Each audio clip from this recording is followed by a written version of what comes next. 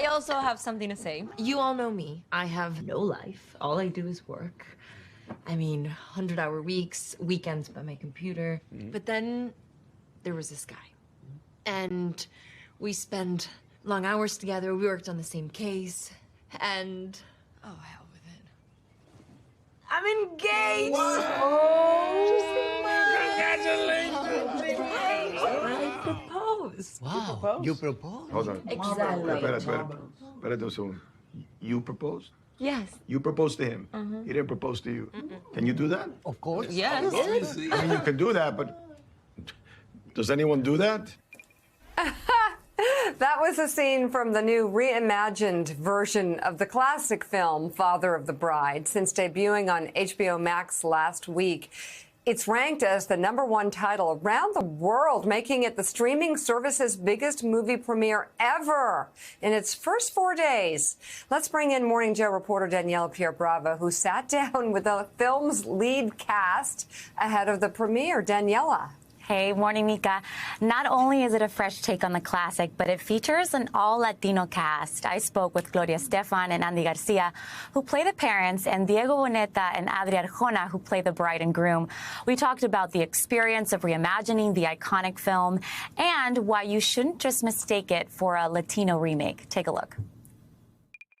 What did you hope to achieve by remaking it with a Latino cast? Well, first of all, a celebration of our culture, and done with respect and in a way that it avoids the typical stereotypes for an easy laugh, that really focuses on the love and the extended family and the things that bring us together as different Latino cultures, because we are very different as well, and we celebrate that in the film. There's a misconception in so many different ways that Latinos are a monolith in politics and culture here, but there were so many ways that this film dispelled those very notions. How important was that? Was that intentional? Everything in the film is very intentional, other than the improvisations that we just bring a lot of our experiences and what we've lived.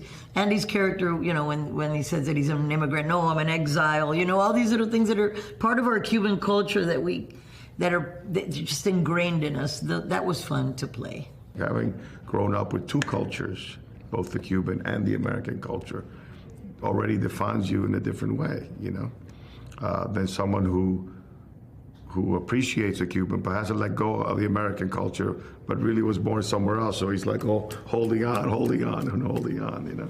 Yeah. So but there's humor in that. Even in the way we look at the electorate and the way that people analyze Latinos in the U.S. and how we're going to vote, there's such a huge shift generationally. For my mom, it was tough. Yeah. You know, I grew up with very democratic ideas, and I would get into it with her, you know, and really talk to her about politics and things, which is very difficult to talk to a Cuban of that age about politics. And she would listen, but we had two completely different experiences as to what this country meant to us, and it's a real thing. For you, Diego, first of all, I'm a huge fan of the Luis Miguel series. Me too. Obsessed. So this character for sure has been kind of a deviation from that. But you know, you kind of represent what it is to be 100% Latino, 100% American, which is kind of the audience of the film. I mean, Latinos that are watching this, the second generation, third generation, did you think about that while you were playing this character?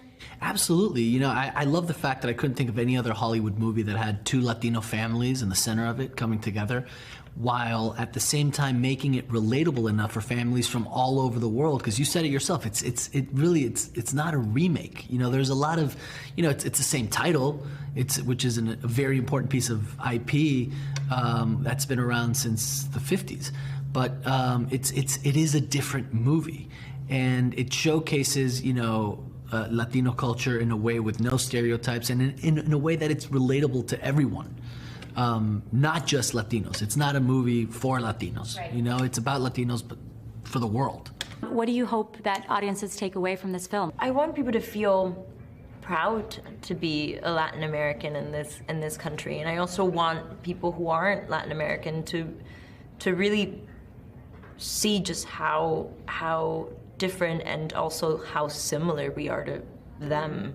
And I don't know, I want people to have fun in this movie. I think there's a constant limbo that that an immigrant feels in this country is, you know, I'm not really from there because I left, but I'm also not from here because I just arrived, and it's this constant sort of struggle of and it's very much what Sophie is living in. You know, I'm trying to hold on to the traditions, but there's some that I sort of want to let go, and I think it's beautiful to embrace both, and it's, you know, it doesn't make you more or less Latino if you were born here, if you're fourth generation, than if you're first generation.